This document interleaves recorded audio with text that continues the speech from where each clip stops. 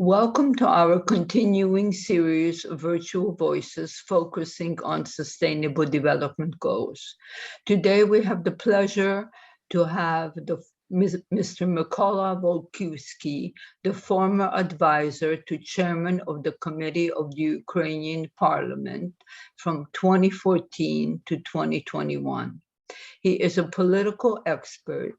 He's the alumnus of the New Security Leaders Program, organized by the Casimir Pulaski Foundation, the German Marshall Fund of the United States, and the president of the First International Ukrainian Foundation of Development. Mr. Volkivskyi, please continue with your discussion of what you perceive as the problems of why the war in Ukraine has started and why it is continuing without any support either from NATO or from US. Thank you. Thank you so much for introducing. It's a pleasure to be back after 1 year to World Information Transfer webinar. You know, it's like it seems to yesterday, but we used to talk last year about the current problem. And we was focusing last year about the nuclear plants. If you remember, we was focusing the question of the cooperation and collaboration between the border territory between Ukraine and Poland. And now it's so important issue which was taken in the last 13 days by Ukraine. During this conversation in this Ashark TV, and I was wondering if the Russians or Russian government and Russian political experts, that is an expert, experts, they all the time they mentioned they tried, you know, to do denazification in my country. It isn't true. It's real fake. The other ways, we have the Ukraine mostly in plenty Ukrainians who speak, like for example, bilingual, speaks in Russian as well. It never had any problem with the Ukrainians who speak the Russian language. But, you know, first reason, and he mentioned why they started, you know, to enter Ukraine by Russia troops, it was because it's Ukrainian, the Russian language in Ukraine was under pressure. It isn't true as well. Because by the statistic, we have in Ukraine more than 27 Ukrainians population who speak just Russian language, not Ukrainian. That's why. It's a lot of fakes, you know, was published during the last 13 days. Unfortunately, but by a lot of Ukrainians, fake channels also accepted by the money. So also kind of this information, you know, to put on social media. Now we have 21st century and we have the social media, but the main media one was you can receive ASAP the information about the conflict, about the war in Ukraine. It was Telegram. Okay. First of all, we was wondering because the Telegram, we know that in 2013 was created by the former Russians from St. Petersburg IT specialists, who created also this kind of contact social media. But you know what? In 2013, before the revolution of dignity in Ukraine, some FSB agent tried to ask the ACES for some secret information about the member of this social media. And now we have Telegram, but Pavel Durov, he not living anymore in Russia. He say, okay, we are totally try to delete some of these channels which published the fake news about the war in Ukraine. Now we have the war. If I tell you, Dr. Bur, we don't have just the war against just Russia. We have also at the same time the war against Belarus. It's 100% true. We have the biggest war because a lot of the missiles was, attacked from the part of Belarus. I try to say you, it's first of all, it is Gomel city, which, nearly by Chernobyl city, it's in about 100. Yes. I know, I was there. Second place, it's why my city, my native city was under attack from Moser. It's about 30 or 50 kilometers from Ovruch. Ovruch is a city behind the border of Ukraine and Zhytomyr region. It's my region. It's why, from this part of Ukraine, from this part of Khorasan was under attack by the missiles, which was flying or attacked from the Belarus. But last, for its why NATO wondering about the Brest, because a lot of the troops, a lot of troops, panzers, etc. Now it's based in this city of Brest. For example, it's, if I'm not wrong, just 10 or 15 kilometers from Polish border, in 30 kilometers or 50 kilometers from Ukrainian border. It's why.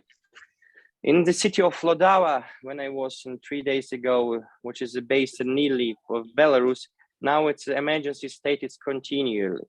It's you after 8. It's a problem, to find any place when you can eat or something, because it's everyone is worried. The Russian troops, the NATO troops, in NATO missiles, and NATO transport, they preparing for something. We don't know actually what is going on, but the reason is the whole world need to think, because if you need to close the sky, close the air, not just for Ukrainian, to defend the situation, what can be resist, what can be develop. It's unfortunately, but Russians, we didn't know what the Putin will do next, because during my talks, when I write the article, which is named "Why Putin afraid of Ukrainian? The Ukraine can be the NATO member."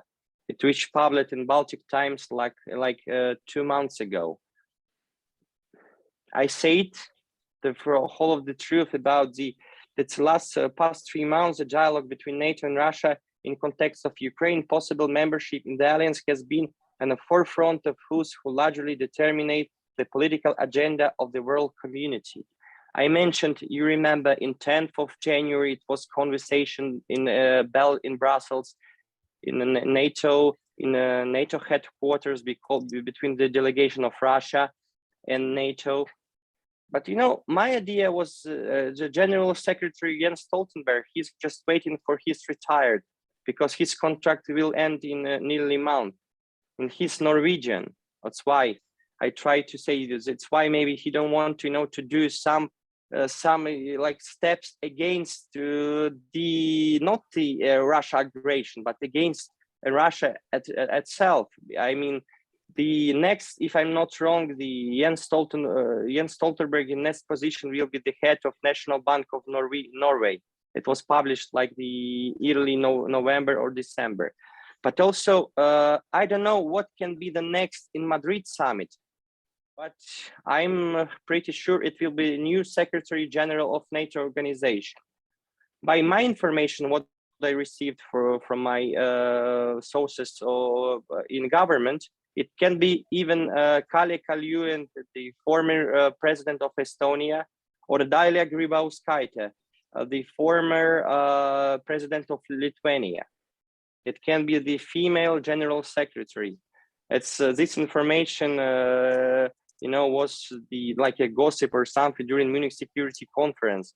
That's why I back from Munich Security Conference to Ukraine. And Sunday, in Monday, I spent almost whole day in Lviv.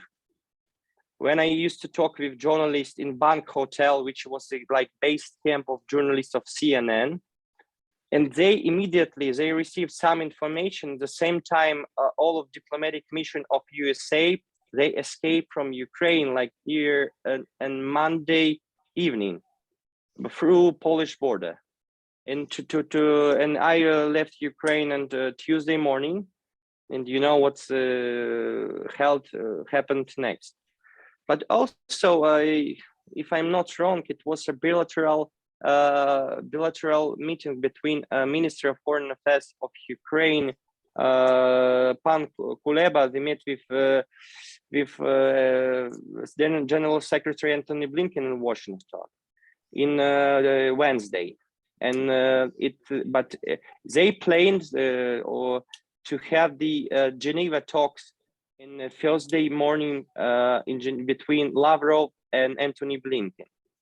But you remember, they refused, and they sent the official letter for Kremlin. They didn't want to have any meeting. I mean, USA, and now they started, to Ukrainian invade from Crimea, from Kharkiv region, and all the region from Donetsk, Luhansk to Ukraine. And today I published with my colleague the article with the title, "The World Catastrophe or Why 15 Chernobyl Can Destroy the Whole Continent." I write this article like 3 weeks ago, but now just today it was published. And I tried, to quote some of this article because it's a problem of the whole world. Because what was the first step by the Russians in Chernobyl? It was step, to occupy this territory because it was important for them. But the second step which we lost in Zaporizhia nuclear power plant, the world's larger atomic power plant in Europe, in Energodar city. I had a lot of friends who used to live in the city. It's like by historical, by strategically, it was just the checkpoints how you can enter the city before in real time and peaceful time. But now it's a problem of humanitarian as well, because it's a lot of people used to work in this plant. They just work in Energodar to work on this power plant. That's why I tried, to quote some of the issues when we started our talk. The Ukraine has always been famous for its achievement in science, technology, and innovations. 30 years ago, about Ukrainians, we talked a lot on the field of rocketry. 20 years ago, in the field of aircraft construction. Now it's the field of IT technologies. There are many factories, plants, manufacturers, research centers, test sites, and domestic and naval spaceport in being prepared for launching a rocket into Earth orbit. And the military industrial complex received large orders from both in state and foreign countries. All this potential clearly and strategically forwardly thrust into the strategy of Ukrainian energy system, in which up to 60% of needs can already covered by the work of nuclear energy stations, which have created during the Soviet era and continued after its collapse. The strategy for development of the national nuclear network involves innovation, attracting investment for modernization, and soon the creation of new system, thanks to plans built 14 more power units. Today, Ukraine has 15 nuclear facilities that produce hundreds megawatts of electricity, which is the bulk of country energy, and second place in the thermal energy, and a minority of needs are satisfied by alternative energy, which is a much more expensive than the previous two. It's true. Mykola, could you be so kind and tell us, because that's one of the most important reasons, why is there such a delay in the Polish government sending planes to Ukraine so that they can stop the missiles that are destroying Ukraine? Now it depends of the bilateral cooperation between two countries on the level of presidential office and the level of Ministry of Defense.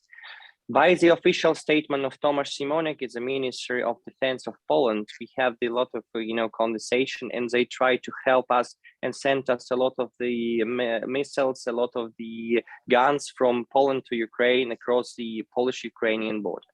By the history between our two countries, it had 8 checkpoints at borders, started from Yarotin in the northern part, in the southern part, and the Smilnica in the down. But it's true. We had a difficult conversation because if you remember when this war had started in 24th of February, and the 25th it was by the Polish government. They make on the Senate, on the parliamentary levels, a lot of sanctions against the Russian business and Russia at all. But of course, it seems to be a big problem because we at our government, our president, we ask even Ukrainian civilians the main issues, the main question, what they ask by NATO, by European Union countries at the closest sky and the Ukraine. But I think in next week, it can be some bilateral talks for of Ukrainian President Zelensky, then can send the official statement for Polish Senate and for Polish Parliament at all. Maybe excuse me, Mykola, Zelensky has not sent any requests to Poland so far? No, we used to send a lot of requests before. But you know, I don't know why the NATO a little bit not scared, because but not officially the answer it of what we really need. Yesterday, it was so historical statement which was given by President Zelensky to British Parliament at 6:00. It was like the message for whole world. They need to, first of all, they close the air and close the sky after the Ukraine. We defense our country by themselves, by ourselves. The Ukrainians with Ukrainian spirit, with territorial defense, they just tried, you know, to defend the country at all in our country. Of course, the President Zelensky, they published official law in 1st of March. It was published in official presidential site, but we have the Legion of Foreigners. If, for example, you're foreigner, you want to, you know, to join the Ukrainian army, you can do this by official application form in any Ukrainian embassies which based in, for example, in 136 countries in Europe, in the whole world. From this reason, we have the about, I don't know, about 20 or 30,000 the soldiers, you know, volunteers who joined already the Legion of Foreigners on Ukraine. Like yesterday, I observed from TV, it was a British soldiers who traveled directly to Kiev from Lviv by train. And some of journalists, they try to ask them sort of questions why they just joined the Ukrainian army. The official answer was because they want, you know, to be strong state with Ukraine. I just, from this reason, I would like to say many thankful for our colleagues, for our partners who doing the real job and who doing real help.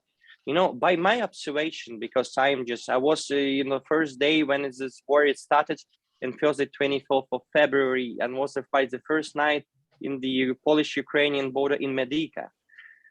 I remember how the Polish civilians and how the Polish population, they tried to help Ukraine. Such a lot of volunteers, you know, try to help with humanitarian stuff, for medical treatment, for everything, you know, and send directly to Ukraine, because we, as you know, we have a lot of problem, you know, to connect it with some medicine or etc. Because Yes. Unfortunately, it's true. By the official statistics was given, you know, by the United Nations yesterday, that more than 2 million Ukrainians already left the country. Where the most people, about 1.7, if I'm not, the Ukrainians left the Ukraine through Polish border. About 124,000 left Ukraine through Slovakia border. We have this common border in Zakarpattia region. And Right. after the mostly 86,000 Ukrainians left Ukraine through Romania, and 83, if I'm not wrong, through Moldova. In the 74th, Ukrainians left the country through Ukrainian-Hungarian border, which also in Zakarpattia region. The males from 80 to 60 years old, they not allowed to leave the country. Just the males who have some problem with disabilities, or even that have 3 children or more. Mm-hmm. But the reason it's mostly 96% of the Ukrainians who left the country, it's women with children. It's a big part of the big part of Ukraine as well. Even the second part who's left the countries, it was the students. Basically, it was students from India, Azerbaijan, Pakistan, every country who used to study the medicine in Ukraine. It was popular in Kharkiv, in Kiev, etc. It's why I am observed last first 2 nights, it was a lot of the representatives from these countries, but they directly moved through the border, and after the police give them a train from Przemysl directly to Wrocław, and from Wrocław they have a plane, you know, to left the Europe, because they not allowed it to stay in Europe because of they don't have the visa, and you know, some accepted by. Thank you, Mykola. Could you be so kind and tell the audience what letter did you write to NATO you mentioned, and when did you write it, and why do you think NATO has not done anything all this time? Oh, it was my article which we published with my friend Artem Olinik. He's the head of International Association of Political Science Students of Ukraine. The name is the title was "Why is Putin so afraid of Ukraine's accession to NATO?" Because I'm observed the situation how it was like the last 4 years. Because 4 years ago I was elected, and I was during NATO summit 2017 in Brussels as a Ukrainian young representative. But as true, the NATO and what is goes between the NATO and Russia last 3 months, what goes between Ukraine and the NATO even last years, its situation like seems to be, if for example someone invite you, they need to be the open door first to invite someone. But how it's possible if you invite us to be the NATO members with closest doors? I just quoted the speech of President Zelensky on 18th of February, which was given by Zelensky to Munich Security Conference during his speech with Christian Amanpour, the journalist from CNN, in the discussion in Munich Security Conference. You know, for me, it was interesting because just one night before the President Biden, during his statement, he said it isn't good for Zelensky to let the country to join the Munich Security Conference as a participant, because it can be dangerous for Ukraine and dangerous for him. Unfortunately, we had the previously negative experience when the Ukrainian president Leonid Kuchma in 2003, he left Ukraine for official visit to Latin America. In the same time, the Russians occupied the Tuzla Island. It seems to be maybe they were scared about this kind of situation can repeat it. But Zelensky was, you know, during this Munich Security Conference, it was a plenty discussions and plenty speech just about the Ukraine. But you know what?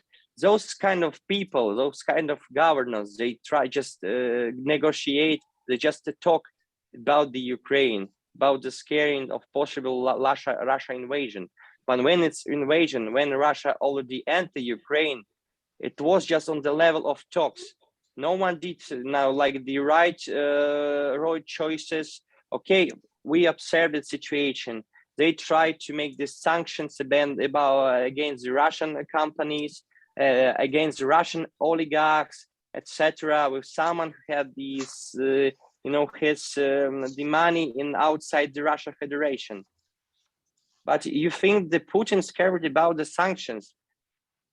Yes, he's crazy. He don't care about any sanctions because they have plenty of money. It's why it's not enough just to make the sanctions by our partners. They need to be much more pressure, much more, to show the Putin that we are not alone.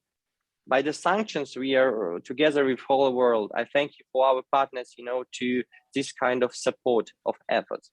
But you, Dr. Durbak, you mentioned it's by the Polish government. They already also they need to close the sky and send some planes for Ukraine. It can be real helpfully by our partners. From this reason, we need to observe the situation in the future. But honestly, I don't know what can be in like the next tomorrow and day after tomorrow, because just remind you, 2 weeks ago, the newspaper last Newsweek published an article. Kyiv will be, it's like for Kyiv to lose the game by the Russians, you need to 96 hours. Not we have more than 2 weeks of the war in Ukraine, but Kyiv's like on the center in they defend, but not by our partners, defend by the Ukrainians. That's why we need to, for example, we are 100% have a good, connection between the cities, between the governments of representatives of the cities. Now they totally support for Ukrainian presidents, and like the most than 90% of Ukrainians, they support the political President Zelensky. It's true. Mostly of this governors from for example, Mykolaiv region, as Mr. Kim. Now he's like a hero for all of Ukrainians because he don't scare. He stayed in the center in the this place. He published a lot of stuff in Twitter, in Instagram, and Telegram. A lot of Ukrainians just lovely, to hear, and they like be relaxed because we have a real war. But now this kind of Ukrainians, politicians who stay in Ukraine and defend the country, it's good. We don't know what will be the next few weeks or next 3 weeks, but I don't think so. It's a diplomatic way we can fix and we can doing something positive for our country. Okay, we already had the 3 steps and 3 rounds of negotiations between Ukraine and Russia. Where? In Belarus. Why? I don't know why. We had some invitations in October, which give us Erdogan, to make this bilateral summit between Zelensky and Putin in Ankara. Emmanuel Macron, they tried, to be also the negotiator. Also they tried, to host those kind of summits in France.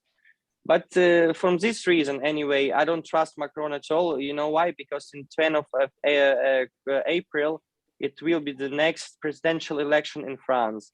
And now sometimes it seems to be, is my point of view, the President Macron is doing his political campaign. He doesn't care too much about the Ukrainians, about Ukraine at all. He's just preparing his political campaign to win during this presidential elections. But we have the USA. If I'm not wrong, Kamala Harris will fly to Poland tomorrow. And we provided some kind of talks between the Ukrainian government, Polish government, US government about the current war in Ukraine. But we will see what will be the next. Well, we have, as you know, we have a problem because in America, most people are very concerned about the oil and the gas. And unfortunately, the American public is not very educated on the history of Ukraine. But you mentioned that the situation from Belarus. I heard that basically Belarus is not very much involved, but from what you're saying is that Belarus is very, very much involved in this. Yes, we don't have the current government of Belarus like since 8th of August 2020, when it was a presidential elections. And like someone mentioned, some of European governments, they mentioned it's not legitimate, it's not real president of Belarus is Lukashenko, because we know it's the head of Svetlana Tikhanovskaya, which is the office of Democratic Belarus, based in Lithuania, in Vilnius, in the special office of Svetlana Tikhanovskaya. And mostly every democratic countries, they negotiate not with Lukashenko, they negotiate directly with Svetlana Tikhanovskaya as the leader of democratic Belarus. I just would like to remind you when it was the interview which was given, Lukashenko gave the interview to Dmitro Gordon, the Ukrainian journalist, just 1 week before the election in Belarus. He said that Mr. Gordon asked the Lukashenko, can you say me the truth, Mr. Alexander?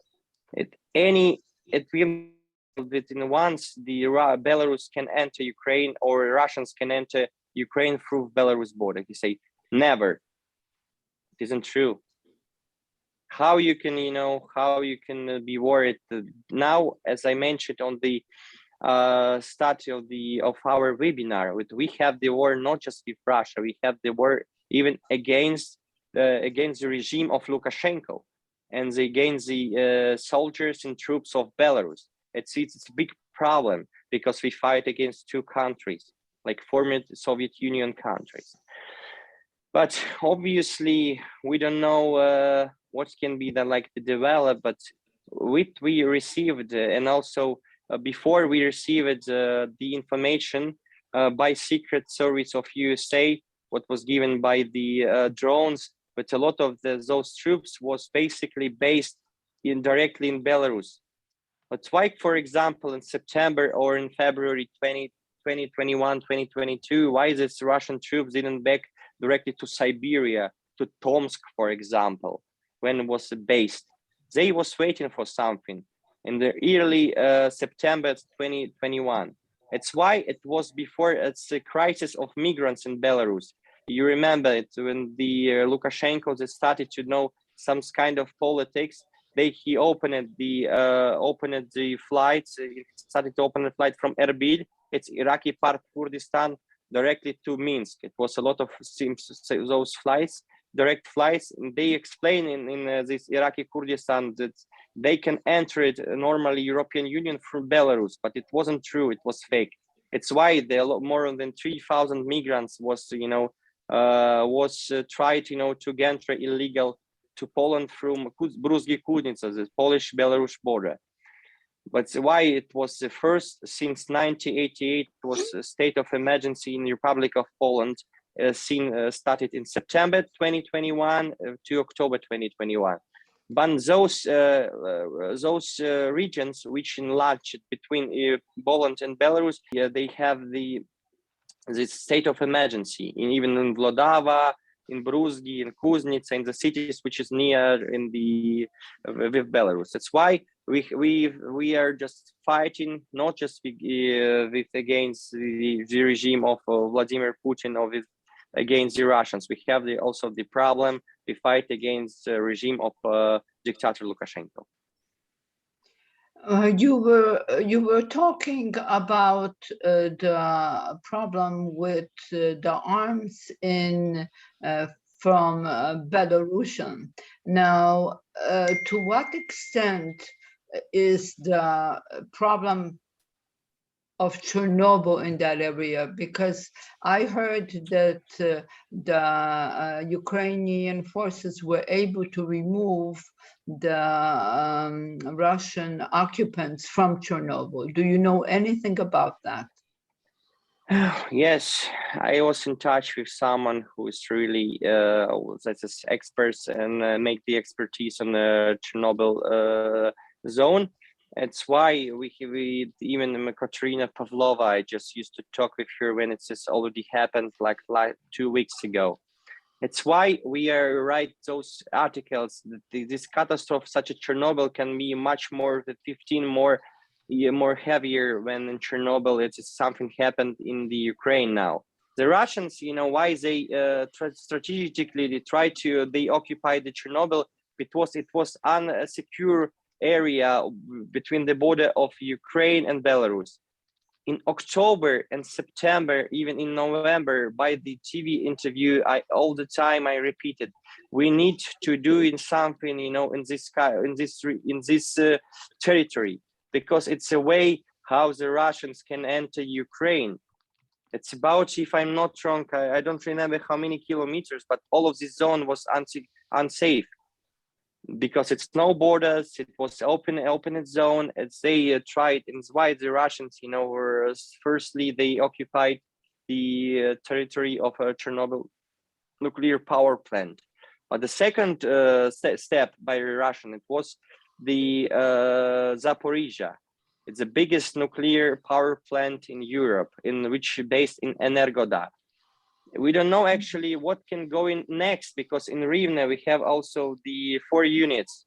In South Ukraine we have also 3 units.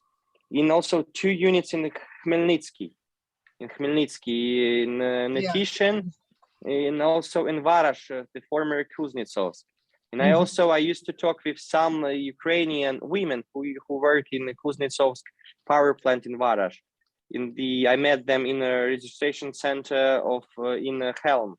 They escaped the country, they leave country with children. They say it can be, but the Ukrainians, on the highest level, they prepare it, to defend this power plant. But in Chernobyl, 6 power units were stopped or not completed, and 3 more nuclear facilities remain unfinished. I just want you to remember, it's in Chigirin, Odessa, and Kharkiv. We don't have access to the Crimea. We deliberately ignore the Chernobyl nuclear waste storage center, which can be compared to the action of atomic bomb in short hour-long cycle in the case of damage. In total, this number exceeds the 15 declared in the article. It's what I written for Baltic Times. All reasons belong to type water power reactor, but no for let's stop the exciting station which produce huge amount of energy. Any damage or targeted attack what will cause horrible effects. Perhaps in the 15 times more was in consequences of Chernobyl 1986.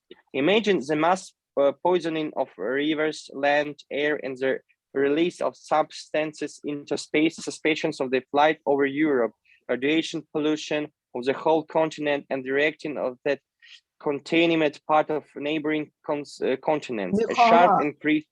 Mykola, I think that pretty much most people know that if something happens in Chernobyl, it's going to affect not only Ukraine, it would affect Russia also, and it will affect the entire Europe. Chernobyl went even as far as San Francisco, the cloud went. So I don't think that you think that Putin is that deranged that he might definitely decide to carry out his threat, or is he using threats in order to organize all of the other people so that they are just like mesmerized instead of doing something, they are just listening? Oh, the regime of Vladimir Putin was all the time after the Soviet Union, after Ukrainian independence in 1991, they tried, to do something like against Ukraine, but stay stably together, let's say, as a neighbor. You remember during the regime of yes. I remember. It was basically Ukrainians. There were too many communists there, and they basically, this is the problem. That was the Ukrainian problem. But right now, there's enough Ukrainians that have the courage to see that they do not want to be part of Russia. But the world seems to be standing and watching it like it was a TV series, rather than see that it's actually a destruction of a country. So I would like, if possible, for you to comment on that. I mean, yes, if you, for example, I've tried to mention some British TV channels, they all of 24 hours, they make the breaking news about the Ukraine, about the situation in Ukraine. They really interested, those kind of topics to make the breaking news for TV channels. The current situation from the point of view of international media, I just want to remind you, when one of the British newspaper, they published an article of, if I'm not wrong, it was Daily Star, with some of sources of MI6, whether the possible invasions by Russia, should started in 24th, 25th of December, but it was like the wrong. And after that, the Ukrainians can start it, if like, for example, some of the Ukrainian, some partners said the Russia will enter Ukraine in this 25th December, it wasn't happen. Okay, we are not worried anymore, maybe, okay. And after the in Politico, it also used by the sources of Secret Service of US, of the Biden office. They said the possible invasion of Russia can be in the 16th of February. It's why that most of Ukrainians, they was waiting for this date, 16th of February. And after the 17th, they was like a calm, the Ukrainian, okay, nothing's happened. Everything is okay.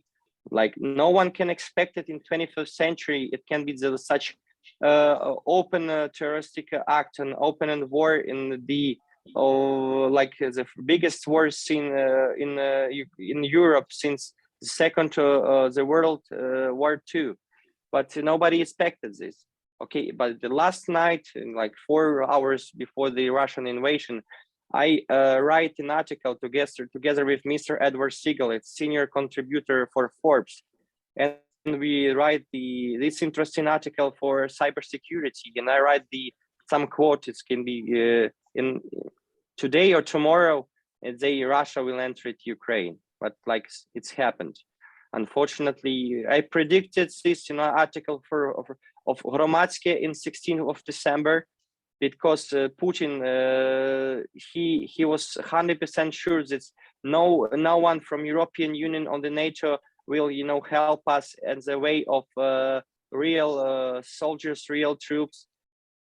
He was totally sure, because just I would like to remind you, during the official visit of Emmanuel Macron to Moscow, he firstly visited Moscow, and the next day he comes to Kiev to make these talks.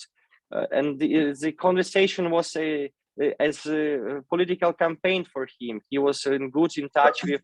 You're talking about Macron. He was trying to use his relationship with Russia in order to affect what happened in Ukraine? Yeah, I mean, like, he tried to, it was the 7th of February. I just remember this press conference with, and also the second issue, nobody expected this. It wasn't published on the media. We know it was like Cheveke Wagner. It was a special soldiers in this African country, like Chad in Mali.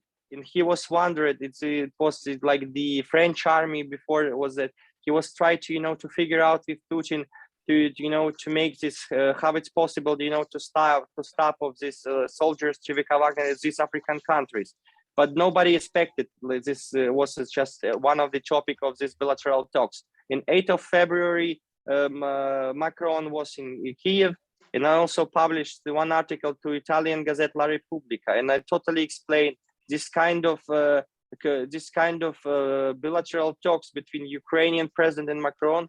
It can be just on the level to just some conversation or dialogue, not any potentially help or not any potential support by French government to Ukraine. But the second also was the biggest issue, biggest problem of new coalition in Germany. In 11th of December, it was the first day of new Chancellor of Germany, Olaf Scholz. I just try to remind you, the Olaf Scholz last few years, he was but when it was the Angela Merkel, he was the Ministry of Finance. And I also tried to ask him a question in the G20 Ministerial Summit in Venice, in Italy, about what he think about the Ukraine and about Nord Stream 2. Now nobody talk about Nord Stream 2 because it's bankrupt. I would predicted this certification of Nord Stream 2 wouldn't finish. It's true now. Okay, Olaf Scholz, it was the biggest problem for Ukraine. Why? Because we know this representative of a party which sometimes was good with touch with Russia. I want to just mention of Gerhard Schröder, former Chancellor of Germany. This was, if I'm not wrong, the sum of representative of Gazprom or something like that in Russia. It's why during the coalition in Germany, it was just one representative who really cared about the Ukrainian issue, about Ukraine. She was really against the Russia. It was Annalena Baerbock, Minister of Foreign Affairs of Germany, in the representative of Green Party of Germany. It's why she visited Ukraine last 2 months, and also she was nearly Donetsk and Lugansk region. But like we received more words of support by the Ministry of Foreign Affairs of Russia, of Germany, when in the office of Bundeschancellor of Germany. And the Putin just observed the situation. We didn't have totally support of Germany because they just was in touch with Russia. Okay, the Macron is doing their own job. It was the way, to Putin before the decision. He was, totally sure when he entered Ukraine, nobody would not the carrot, but nobody would help in way of troops to Ukraine. Thank you.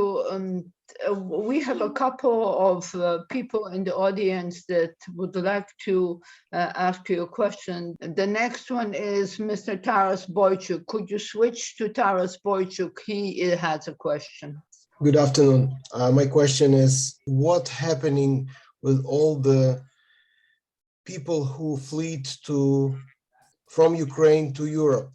how they spread or over the different countries, what are the current status of the people who settling in some cities, and what the near future for these people could be? So Mr. Boychuk, Mr. Trust, thank you for your question. And I would like to say that the last 2 weeks, I was like almost every day on the registration center of the cities which near Polish-Ukrainian border. And tomorrow I gonna go to Ukrainian-Hungarian border in Zahony and Chop to observe what is going on, the situation between of those two countries. First of all, when Ukrainians cross the country, they need to register it in registration center. The biggest center is based in Przemyśl, in Szegini Medyka. And the second biggest center is based in Helm. Of course, it's a big problem, for Polish people, for Polish citizens, that the nearest 200 kilometers between the closest to the border. It's a big problem, to rent the place to have the Ukrainians refugees on these cities. It's the biggest city. It was in Krakow, Rzeszów, Lublin, Przemyśl, Helm, Zamość, etc. It was the camp, the main dormitories was built. And the second biggest place when the Ukrainian refugees is based on at the National Stadium of Warsaw, was organized by Rafał Trzaskowski, president of Warsaw. The main railway station in Wrocław, Poznań, Gdansk, and Krakow. But mostly of these people now they proceeding, to flew they don't stay so long in Ukraine, in Poland, sorry. Mostly a lot of organizations such as Red Cross, Caritas, and etc. Some charity organizations, they transport the Ukrainians directly to Germany, and the second biggest parts directly to Sweden. About the status of if you would like to have the asile of the status of the refugees, now the government of European Union, they decided on the highest level. But from our last information, the Ukrainians, they can left the country through the European Union border without the foreign passport. They can leave the country with passport. Well, let's go to Dr. Gostin's questions. President Biden, with a few allies in NATO, had to work very hard to get NATO agreement and to get Germany and Italy and other countries in line with what NATO has done so far. And that a key point was that NATO would not have boots on the ground. This is, what Ukraine's asking for is pretty close to getting boots on the ground. It's a situation in which at least the Ukrainian border locations in which Western aid is coming from can be considered to be a place where perhaps Putin would attack next. Do you really believe that NATO is likely to come with planes or with any sort of more direct support of the type that you're asking for, given how difficult it's been to get NATO to just agree, and the triumph, if you will, of getting NATO agreement? I was very surprised, for instance, that Mr. Scholz was not Mr. Schrader. Chancellor Scholz was not in the Chancellor Schrader, even though they're from the same Social Democratic Party, and very positive about that. But it can't have been easy. So is that realistic to expect that? Thank you for your question. I would like to say that I observed the situation and the current situation, and observed those discussions during Munich Security Conference as well. And I used to talk with the Minister of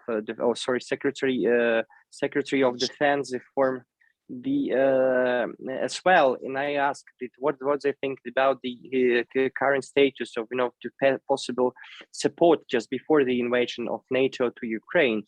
Okay, they all the times they try to figure out and ask about the Washington Agreement 1999, and it's written if some of the countries who want to be the NATO member, they need to be in any conflict on any problems with territory in those countries, to be the NATO members.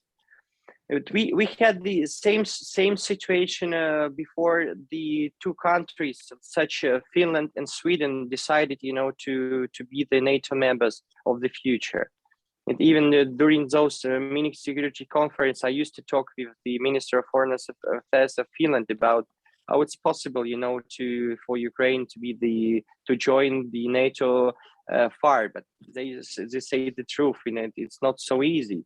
But for Finland and Sweden, it was the easiest way. It's not a problem for them to be this NATO members in the future. But now I just started before starting my conversation, I just mentioning my opinion about why, just for example, we didn't receive any good statements, or like the more positive statements for NATO support to Ukraine by Secretary General Jens Stoltenberg, because he's almost on the end of his agreement, and also he in last 2 months it will be the new General Secretary of NATO. Maybe it's from this point of view. But I am totally agree with you, but because we don't know actually if we can just receive a lot of support by the NATO, on the ground. But hopefully we already had some legion of foreigners on the ground who used to be the NATO soldiers or retired NATO soldiers. From this reason, some foreigners, they officially applied and they moved to Ukraine to defend, to support the Ukraine during the war against Russia. Thank you for your question. Thank you very much, Mykola. There's another question. What are the messages to the media about the open sky and the fact that nobody is sending planes in order to get the Ukrainian army to shoot down the missiles? Yes, it's the main question. Which was addressed plenty times by the Office of the President of Ukraine to all countries of European Union, even to UK, to US as well. It's why we need to close the sky. That's true. I don't know why this government will decide in the next few weeks, or because we don't have so much time. If, for example, someone just can think for us, like the Ukrainian one day of the war, it's like for me, by my own, it's one month, because we are wondering, we are worried. Like, for example, Dr. Burak, I asked my father when he was happiest ever in his life. He said, just we didn't expect how he was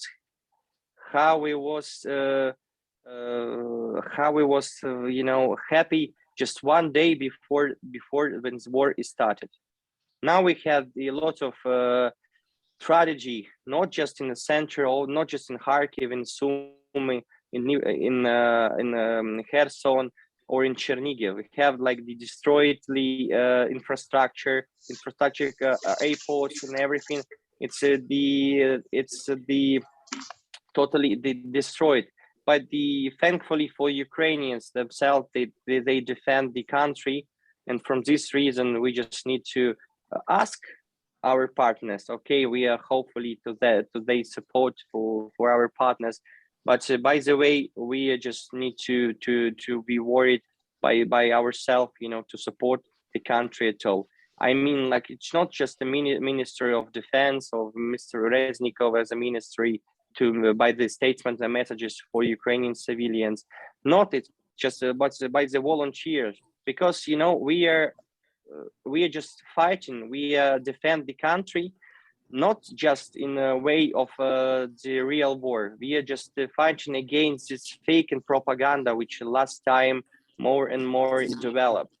But from I would like to say some thankfulness for Alumnus, for the cybersecurity experts who tried to figure out and how to fight hack the official websites of the Ministry of Defense of Russia, because the same situation was when the Russians started to hack the Ukrainians' governmental websites.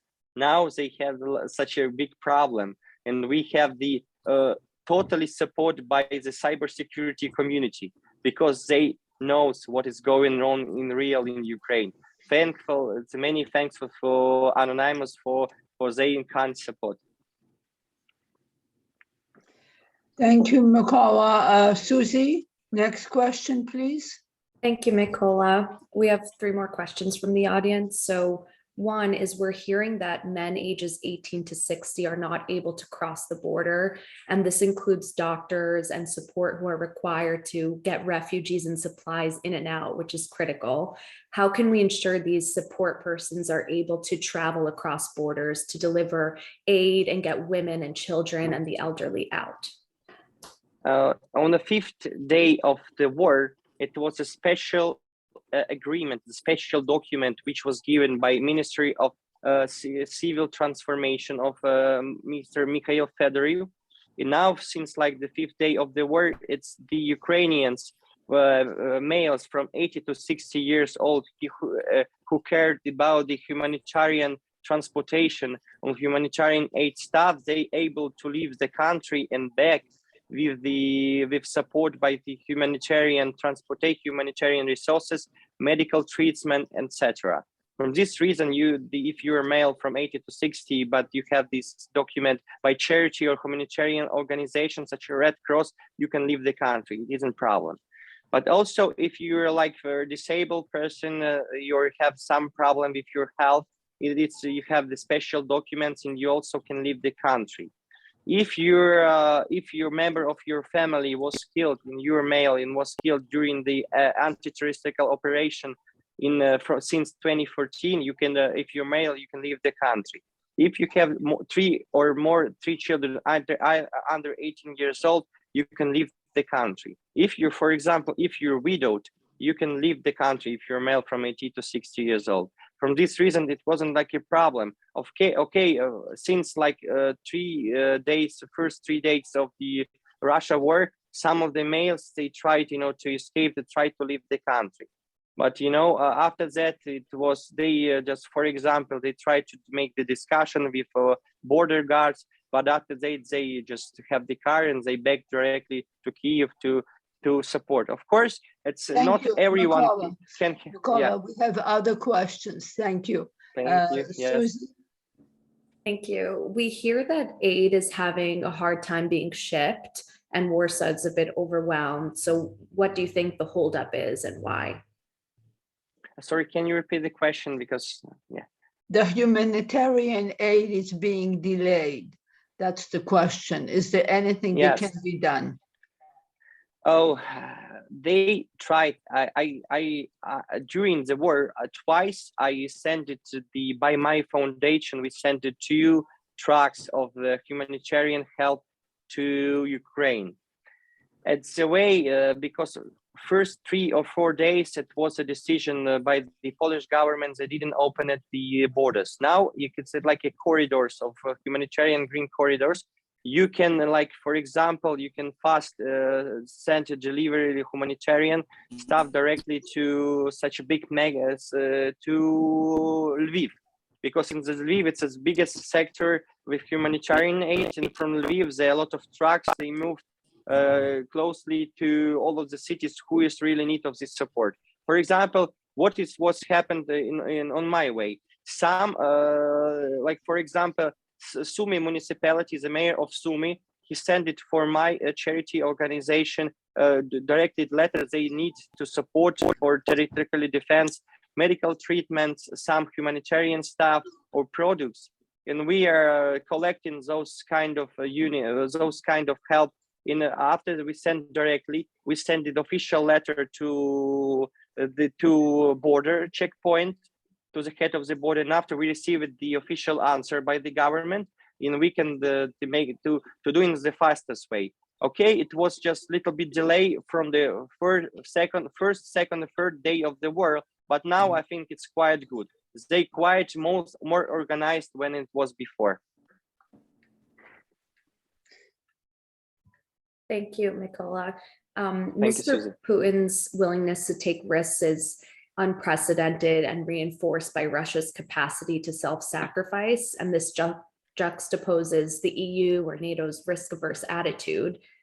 This calculus would suggest that Putin will remain undeterred and continue crossing red lines when challenged. Diplomacy is unlikely to work in the audience member's perspective. So based on this, the hope is that internal tensions within Putin's regime might challenge him and force a recalibration.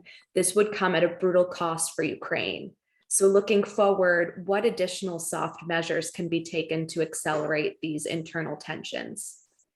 Of course, we can expect it. It's for Putin. It's not just red lines. He didn't see any red lines on his life. He's doing what he wants. It's what's the problem, because, like, for example, the government, the Russian's current government, they tried, to do something on the way of denazification, of demilitarization.